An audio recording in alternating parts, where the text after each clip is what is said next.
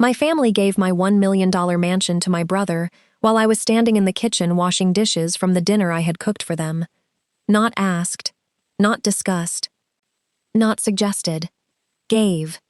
My mother sat at the dining table with her hands folded, looking pleased with herself, like she had just solved a problem nobody else was smart enough to understand. My father leaned back in his chair, avoiding my eyes but nodding like the decision had already been stamped somewhere official. My younger brother, Caleb, sat beside his wife, Tessa, grinning so wide he almost looked embarrassed by how happy he was. Almost.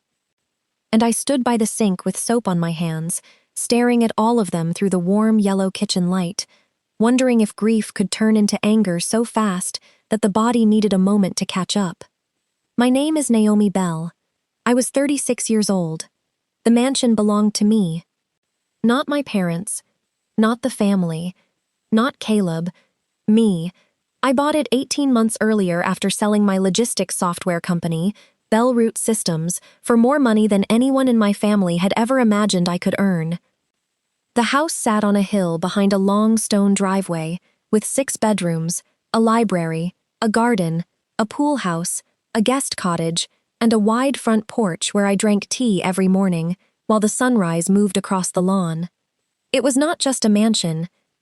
It was the first place in my life where nobody could shout, "This is not your house," when I closed a door. It was the place I bought after years of being the daughter who understood, sacrificed, paid, fixed, sent money, forgave, and kept smiling because everyone said I was the strong one. Strong. That word had followed me since childhood like a heavy coat. Caleb was sensitive. Naomi was strong. Caleb needed support. Naomi would understand. Caleb made mistakes. Naomi should help. Caleb had a wife and 2 children. Naomi was single, so what did she need all that space for? I heard that sentence many times before they finally said the quiet part loudly. That night, I had invited my family for Sunday dinner. I cooked roasted chicken, jollof rice, grilled vegetables, plantains, and my mother's favorite coconut cake. I set the table with the good plates. I bought flowers for the dining room. I even let Caleb's children run through the garden because I loved them and because I kept trying to convince myself family warmth was possible if I gave it the right setting. After dinner, while I was washing dishes, my mother cleared her throat. "Naomi," she said, "we have been talking." I should have known from that sentence. We, talking, without me. I turned off the tap and looked over my shoulder. About what? My mother smiled. About the house. I dried my hands slowly. What about the house? Caleb leaned forward with excitement. He did not bother hiding.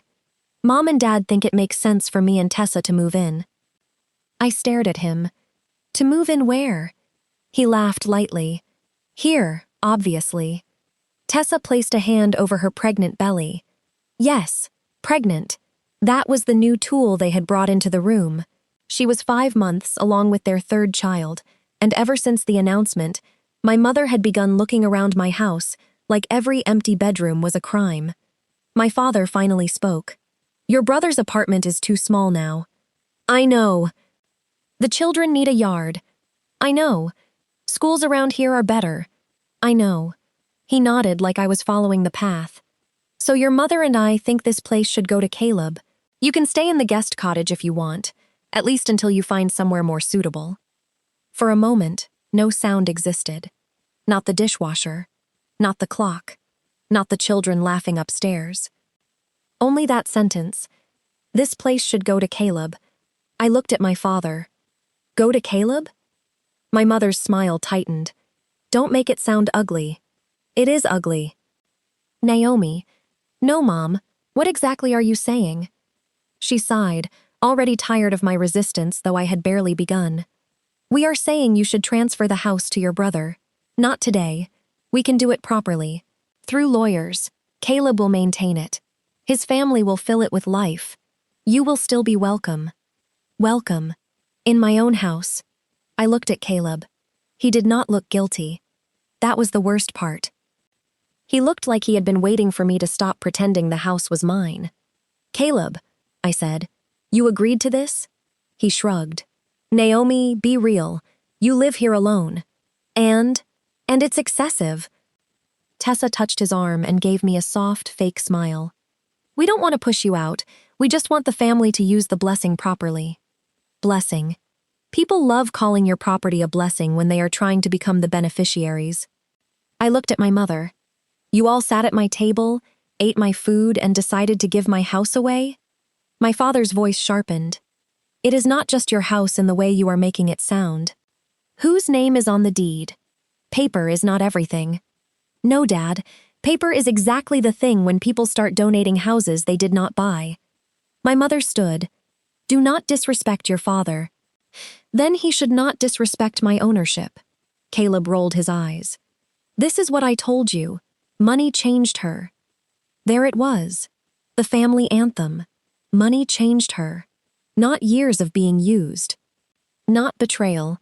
Not entitlement so bold it walked into my mansion and unpacked without a suitcase. Money. I walked to the dining table and placed both hands on the polished wood.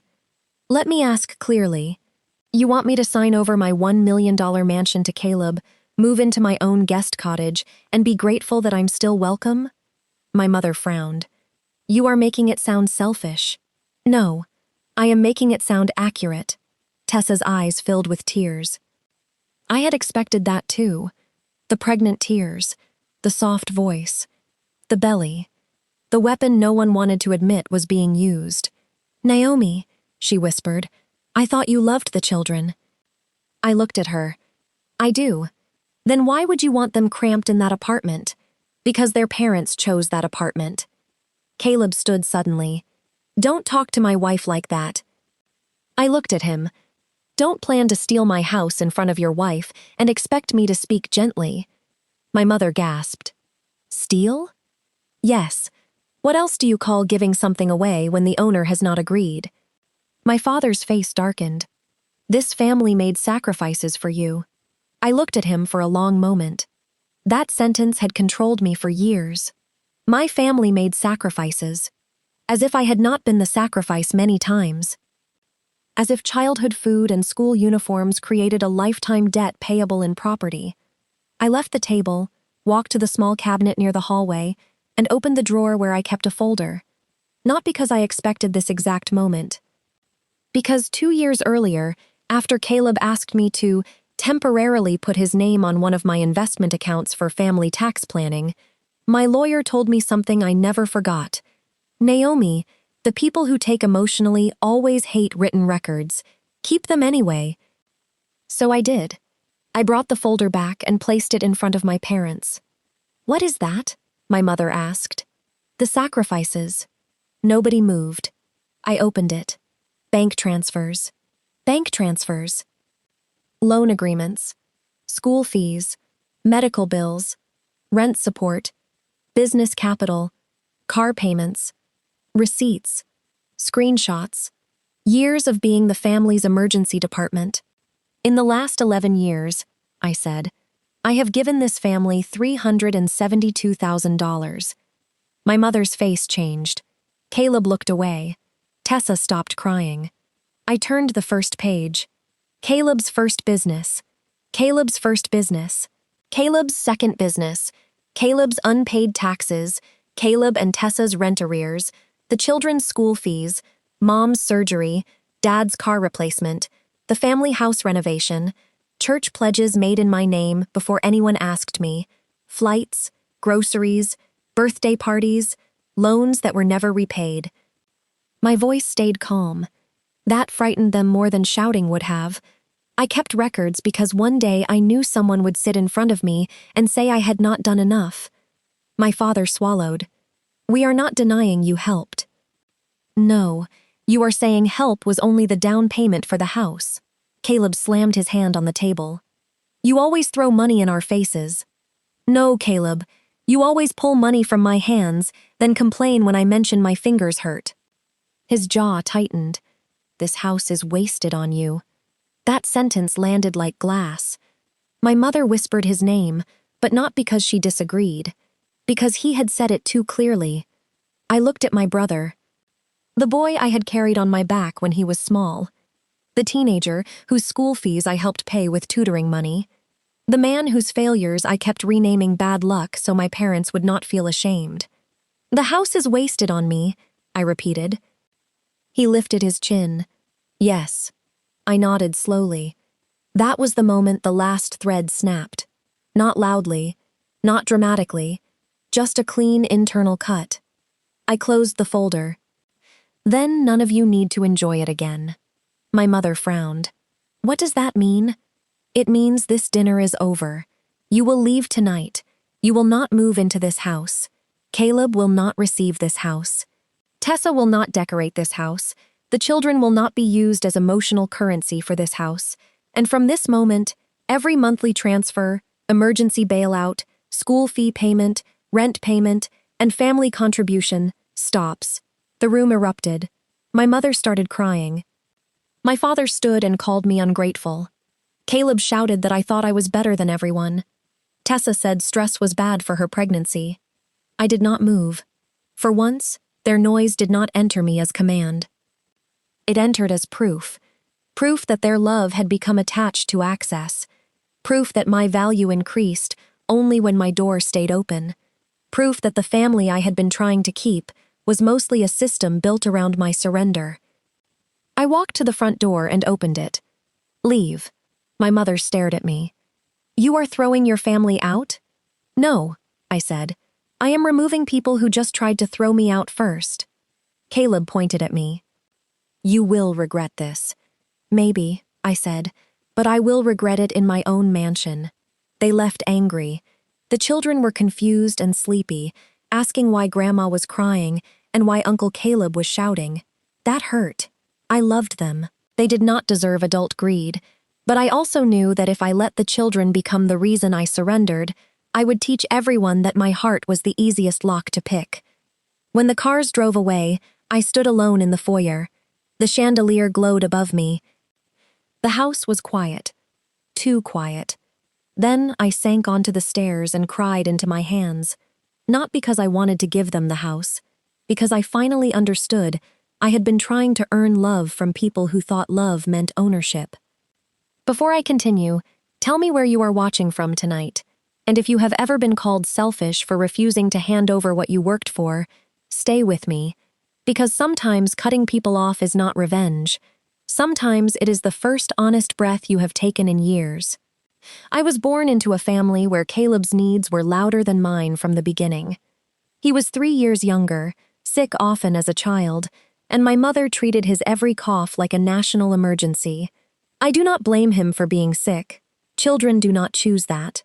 But my parents built a pattern around it and never dismantled it when he got well. If Caleb cried, everyone moved. If Naomi cried, everyone said, "You are older. You understand." If Caleb broke something, he was curious. If I complained, I was jealous. If Caleb failed, he needed encouragement. If I succeeded, I was expected to share the reward. I became responsible early, packed lunches, helped Caleb with homework, reminded my mother about appointments, cleaned when relatives visited, smiled when birthday money meant for me became new sneakers for Caleb because he needed them more. My father used to say, "Naomi is the strong one." People clapped for strong children because strong children do not inconvenience adults. But strength without care becomes loneliness in disguise. At school, I loved numbers. Not because numbers were easy, but because they were fair in a way people were not. 2 plus 2 did not become 5 because Caleb cried. A balance sheet did not change because my mother sighed. A ledger told the truth. I studied computer science and supply chain management. I worked 3 jobs in college. I ate noodles until I hated them. I tutored rich students who called me brilliant and paid me late. I sent money home even before I graduated because there was always a crisis. Caleb needed exam fees. Mom needed medication. Dad's car needed repair. Rent was short. Electricity was due. Family emergency. Family emergency. Family emergency.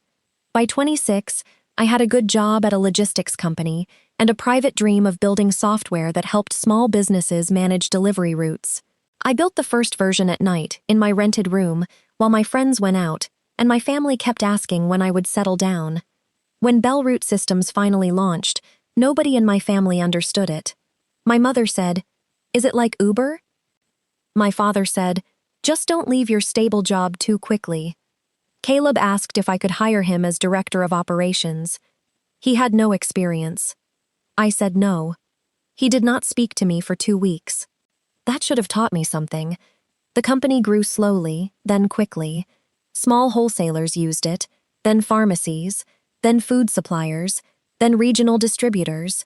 Investors came. I hired staff. I made mistakes. I nearly lost everything twice.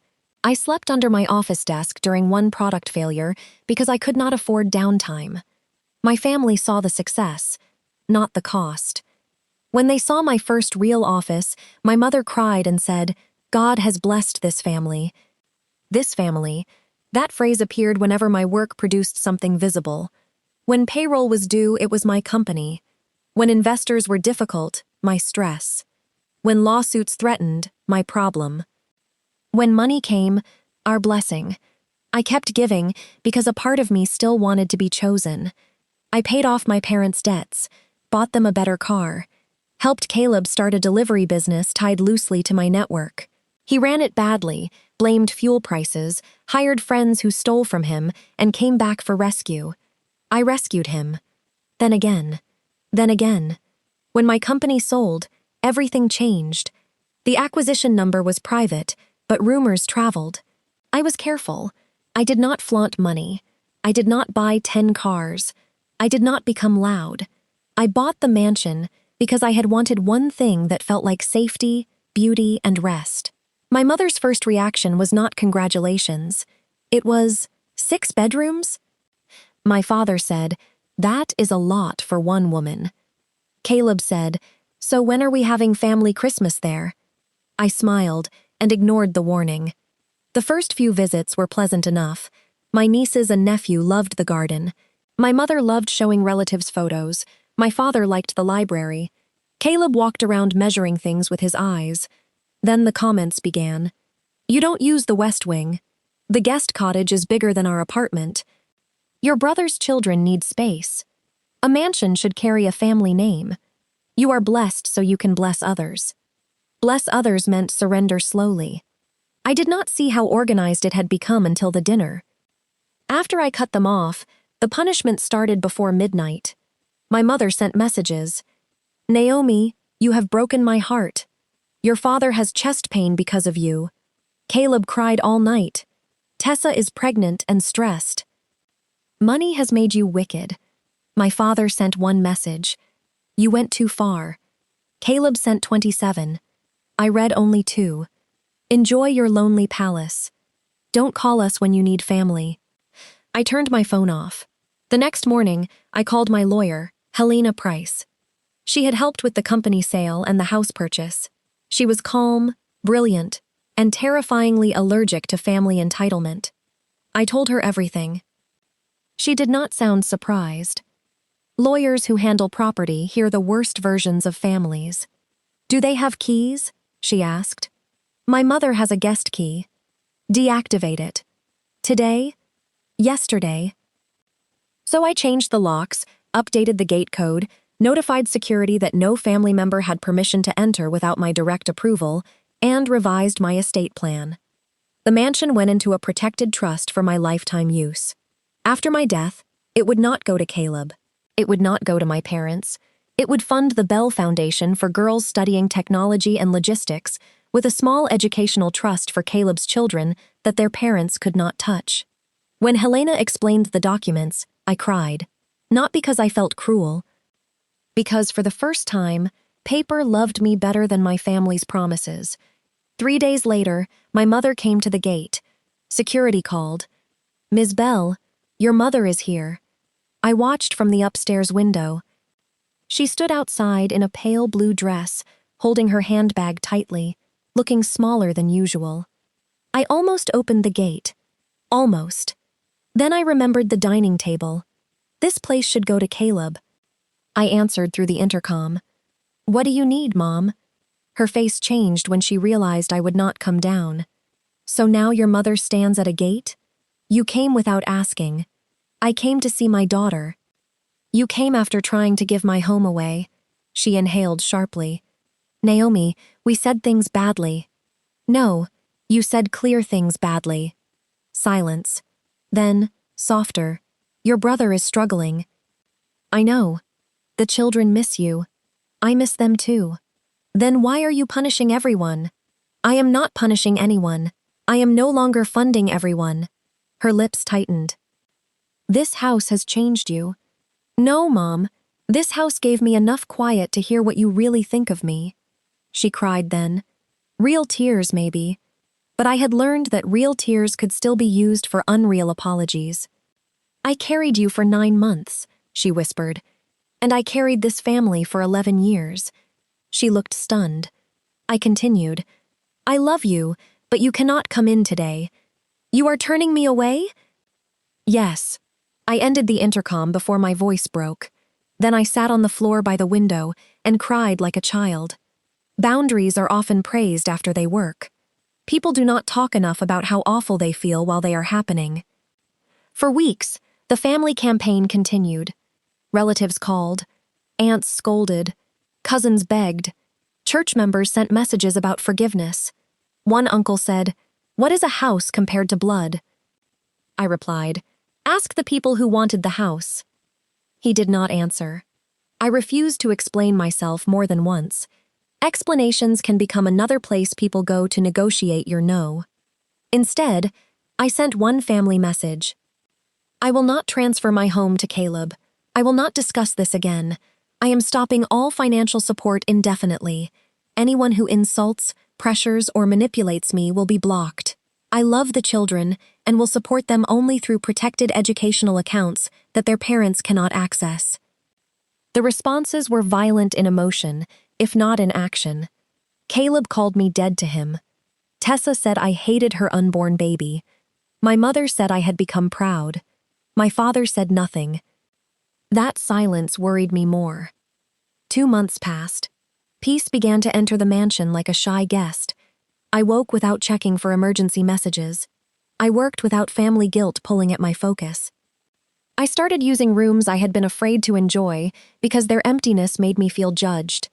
I turned the west bedroom into an art studio, even though I was bad at painting. I turned the sunroom into a reading space. I used the pool without thinking someone might say it was wasted on me. One Saturday, my niece Lily called from a number I did not recognize. She was 10. "Aunt Naomi?" My heart clenched. "Lily? Dad says we can't come anymore because you hate us." I closed my eyes. There it was. Poison through children. "I do not hate you, sweetheart. I love you very much." "Then why can't we come?" Grown-ups had a serious disagreement about my house. Dad said it should be ours. I breathed slowly. "What do you think?" She was quiet, then said, "But you bought it." I cried silently. "Yes, I did." "Then how can he give it to us?" "He can't." Oh, children understand fairness faster than adults who benefit from unfairness. I told Lily I loved her, that she and her siblings had done nothing wrong, and that I would always be her aunt. After the call ended, I contacted Helena. We arranged a formal letter to Caleb warning him not to use the children to harass or manipulate me. It felt harsh. It was necessary. 3 months after the dinner, my father came alone. He did not come to the gate demanding entry. He called first. That was new. "Naomi," he said quietly, "may I see you?" I nearly said no. Then something in his voice stopped me. I agreed to meet him at a cafe downtown. Not my house. When I arrived, he was already there, looking older than his 65 years. He had tea in front of him, and both hands wrapped around the cup. "Your mother does not know I'm here," he said. "That sounds like a family tradition." He winced. "Good." For a long time, he stared at the table. Then he said, "I was wrong." I waited. Not because I wanted to punish him, because vague apologies are often emotional smoke. He continued, "I should never have agreed that Caleb should have your house. Yes, I told myself it made sense because he had children. Yes, but the truth is, we have always expected you to make sense of everyone else's needs. My throat tightened. He looked at me. When you were small, your mother and I praised you for being strong because it made our lives easier. Caleb demanded more. You demanded less, so we gave him more and called you blessed. Tears filled my eyes. He wiped his face quickly. I am sorry, Naomi. For that, for the dinner, for saying you went too far, for not defending you when Caleb said the house was wasted on you. That last one hurt fresh. It was wasted on you, Caleb had said. My father had heard it. Said nothing. You let him say it, I whispered. I know. Why? Because part of me agreed. The honesty hit harder than any excuse. He looked ashamed. I thought a home with children was more legitimate than a home with one woman. I did not say it that way in my mind, but that was the thought, and it was wrong. I cried then. Quietly.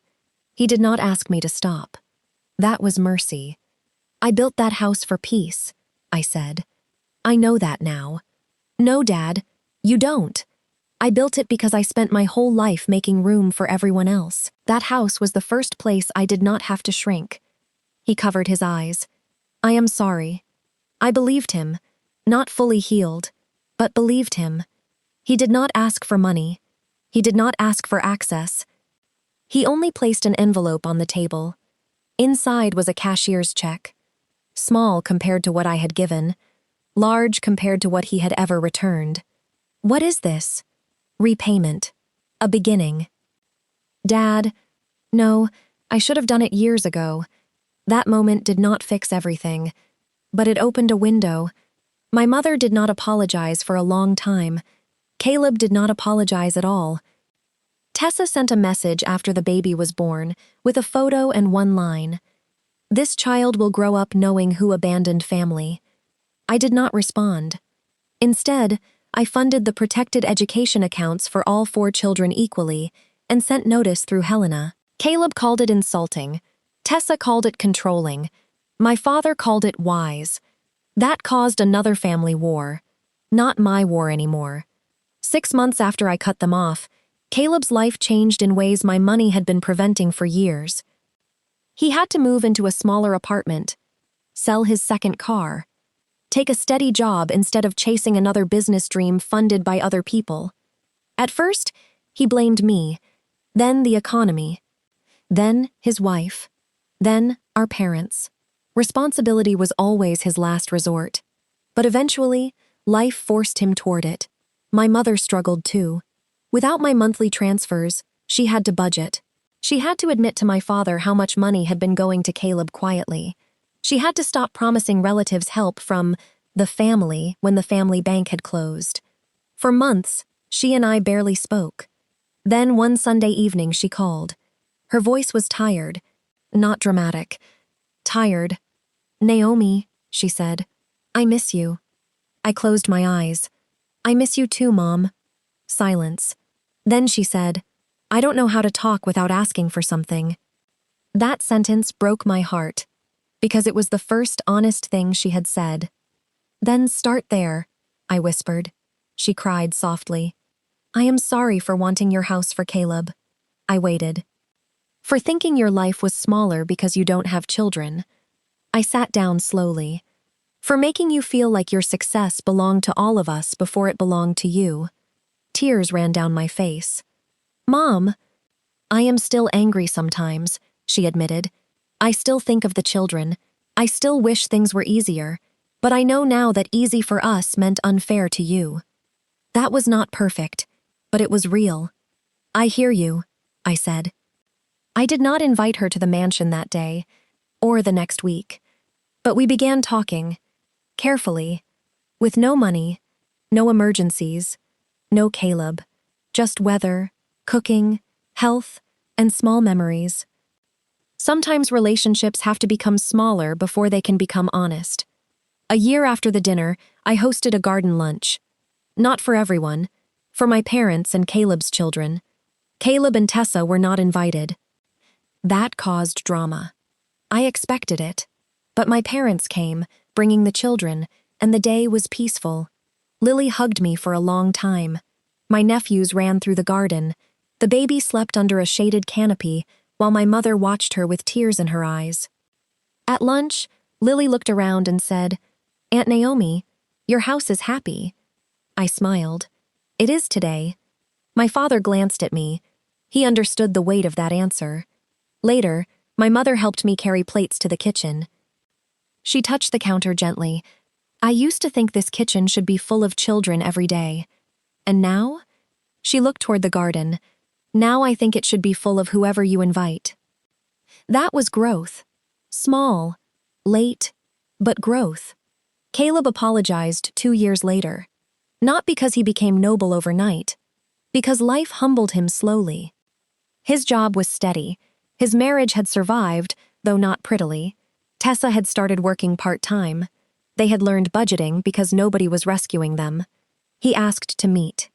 I chose a public park. He arrived looking nervous. For the first time in my life, my younger brother looked like someone who knew I could walk away. "I was wrong," he said. I waited. He took a breath. The house was never mine. It was never supposed to be mine. I let Mom and Dad make me feel like having kids meant I deserved more than you. I let Tessa push, but I wanted it too. And when you said no, I hated you because you took away a fantasy I had already moved into. I stared at him. That was painfully accurate. "I'm sorry," he said, "for saying it was wasted on you." My throat tightened. He looked ashamed. That was cruel. Yes, I was jealous. I looked at him. Of me? Of me? He nodded. "You built something. I kept failing and getting rescued. The mansion made it impossible to pretend we were just unlucky. You had proof of discipline. I had excuses." For the first time, I saw my brother clearly. Not as the golden child. Not as the thief at my table. As a man finally standing near truth and unsure how to survive it. "I hear you," I said. He nodded. "I don't expect the house." I almost laughed. "Good. I don't expect money. Better. But maybe one day, can I visit properly? Maybe." That was all I could give, and it was enough.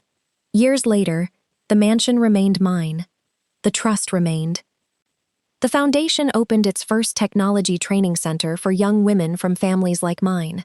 Girls who were called strong too early learned coding, logistics, financial literacy, and one sentence I placed above the main hall. "Do not build a life so beautiful that everyone else feels entitled to move in. Build it anyway, then keep the keys." My family saw the sign at the opening. My mother cried. My father smiled. Caleb looked down and laughed softly, not because it was funny, but because he knew. People often ask if cutting them off was too harsh. No, it was the only language they finally understood. Not because I stopped loving them. I did not. Not because the children deserved distance. They did not. Not because money mattered more than family. Because family had begun treating my money as the proof that I did not matter. I cut them off so love could no longer hide behind transactions.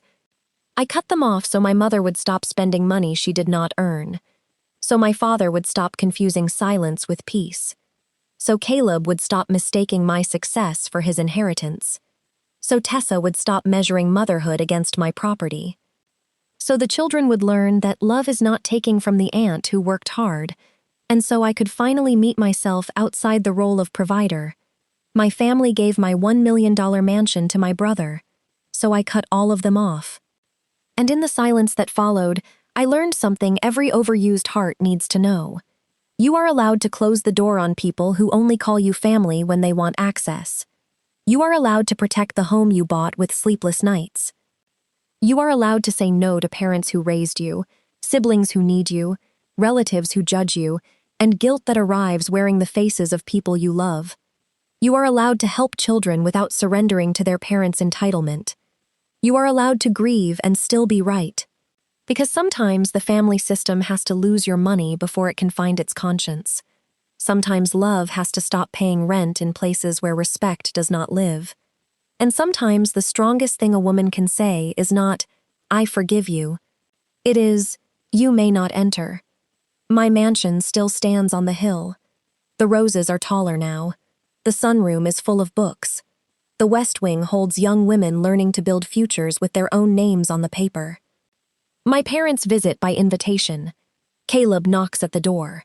Tessa says thank you now. The children know the house is Aunt Naomi's, and somehow they understand that better than the adults ever did. And every morning, when I sit on the porch with my tea and watch the sunrise move across the lawn, I remember the night my family tried to give away what was mine. Then I look at the keys beside me, and I smile. Because this time, I kept them.